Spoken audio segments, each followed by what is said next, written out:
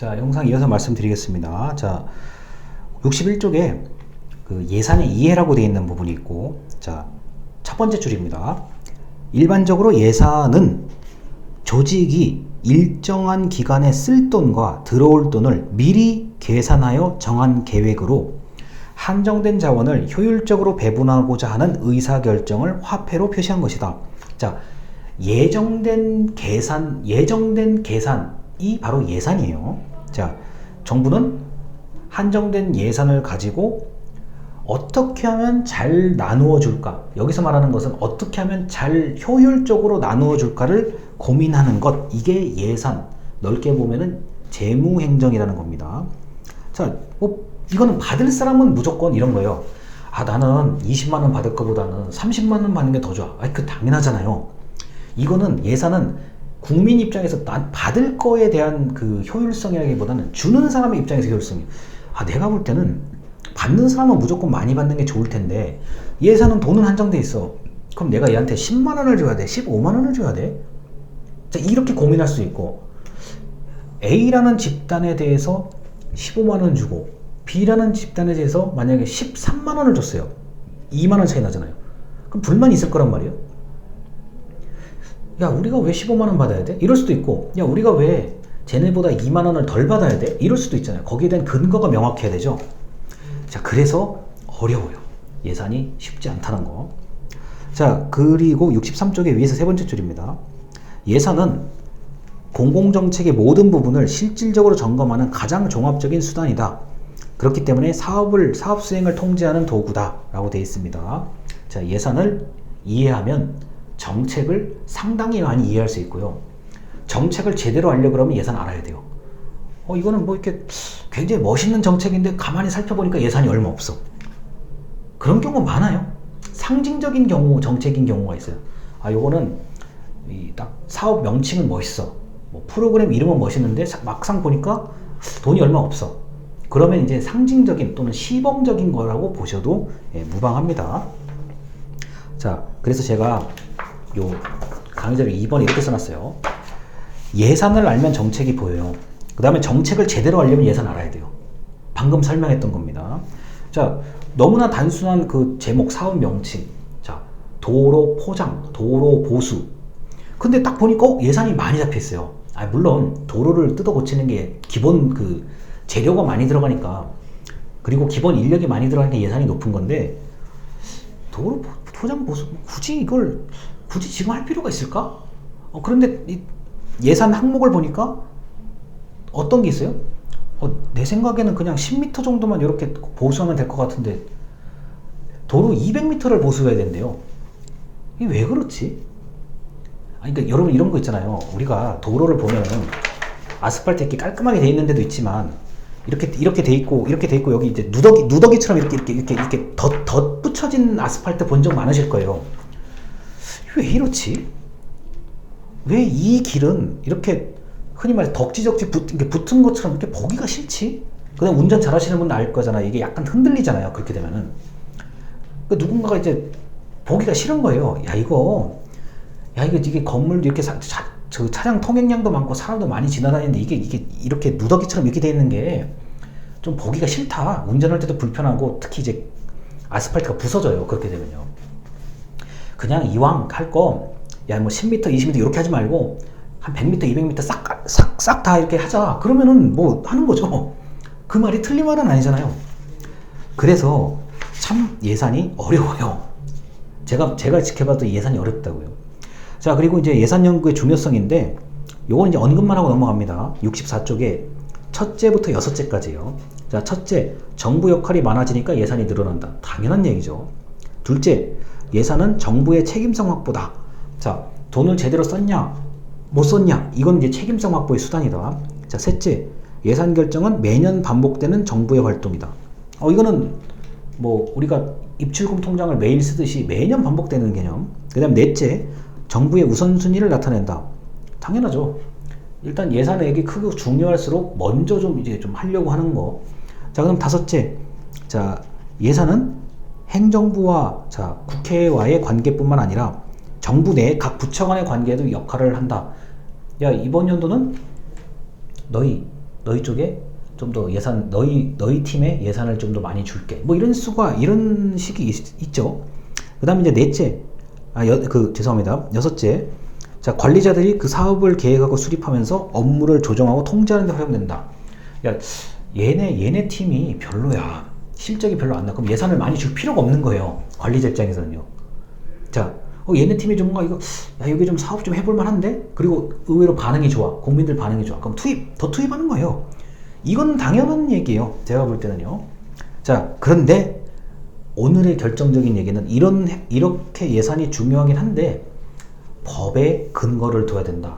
내 마음대로 할 수 있는 게 별로 없을 수도 있어요. 그러니까 그만큼 법이 중요하다는 겁니다. 자, 그리고 그 예산의 기능은 66쪽부터 69쪽까지 나와 있는데요. 왠지 어디서 봤던 내용이 68쪽에 또 나와요. 자, 경제적 기능이죠. 자, 자원 배분 기능, 소득 분배 기능, 경제 안정 기능이라는 얘기가 나옵니다. 요거는 생략할게요. 다 얘기했으니까요. 자, 그 다음에 70쪽에 행정적 기능이라고 했죠. 자, 이게 나중에 뒤에 가면 기말고사 전에 이제 아주 중요하게 배울 부분인데 예산이 나름대로의 통제 기능, 70쪽에 통제 기능을 할 수가 있죠. 자, 아스팔트 예를 들겠습니다. 자, 아스팔트에 얼마, 자, 인건비에 얼마, 그 다음에 일단 좀 땅을 좀 파내고 아스팔트를 깔거든요. 요런데 비용 얼마, 그냥 굴착 비용, 구멍 뚫는데 비용, 이런 거가 전부 다 통제 기능이죠. 야, 이 부분 너무 과해. 그러니까 우리가 개인으로 돌려서 얘기해 볼게요. 야, 식비가 너무 과해. 음주, 야, 술 먹는 비용이 너무 과해. 이 품목별로, 종목별로 잡아낼 수가 있어요. 이게 통제 기능이에요. 앞으로도 없어지지 않을 아주 중요한 기능입니다. 야, 이거 우유를 100개면 충분한데 왜 200개를 샀어? 그럴 수 있잖아요, 우리가. 자, 이런 통제 기능이 있고요. 자, 관리 기능과 계획 기능까지, 그리고 뒤에 감축 기능이 있을 수도 있어요.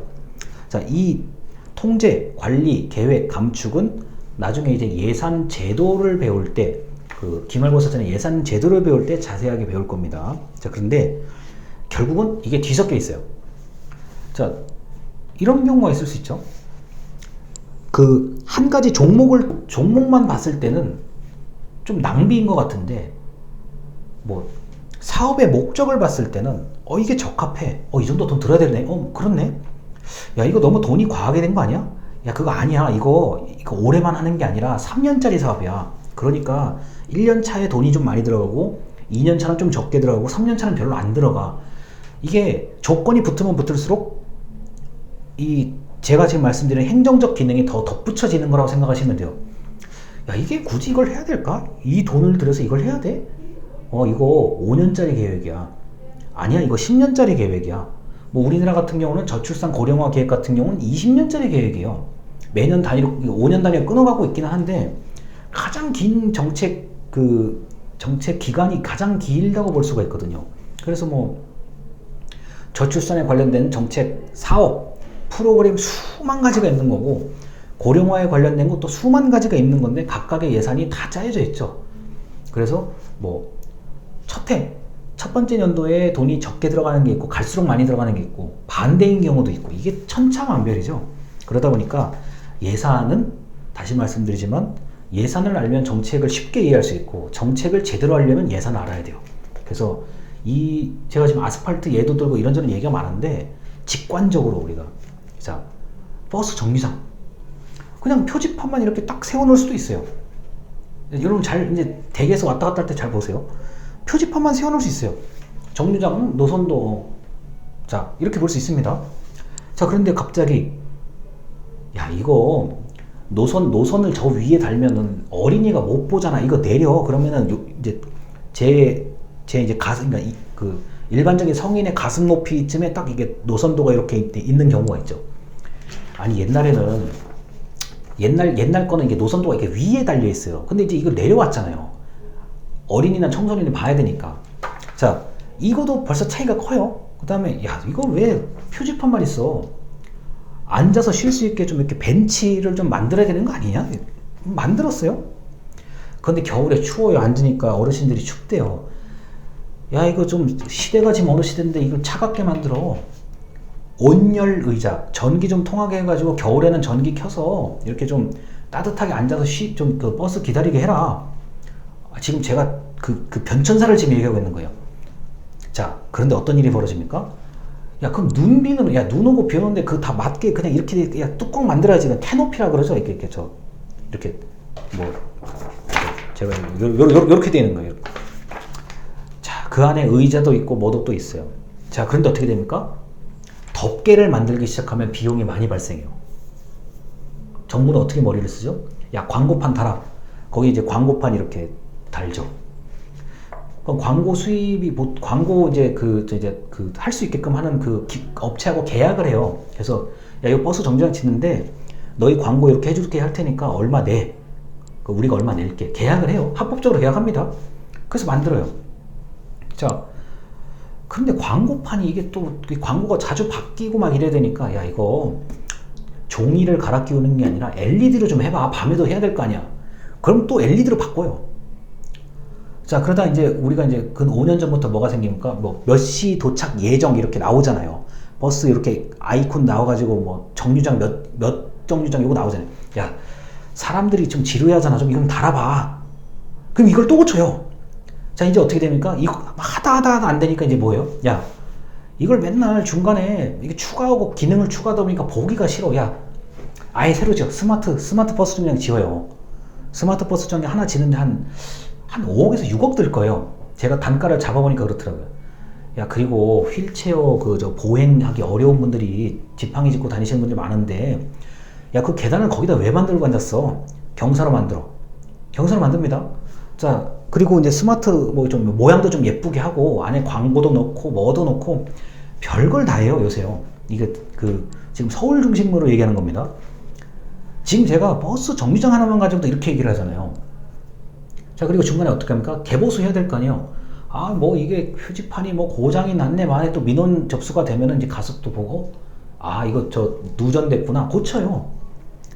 그 다음에 여러분 유심히 보십시오. 그거 광고판하고 이거 새벽마다 이걸 청소하고 이렇게 이동하는 또 그 업체가 따로 있어요. 이 지금 버스 정류장 하나만 해도 제가 지금 이 역사를 얘기하는 거예요.